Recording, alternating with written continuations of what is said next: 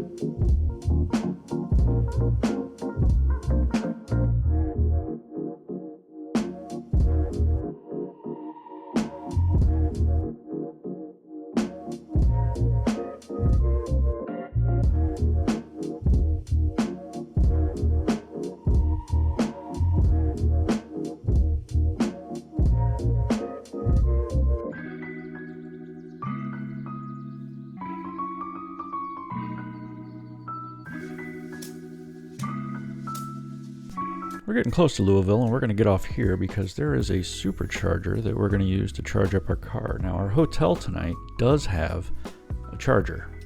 However, as is always the case with the hotel charger, you never know if it's going to be available. So, you need at least enough to get yourself through to the next charger, and that's what we're going to do here. We're going to stop and just real quick watch a time lapse of the clouds in the sky.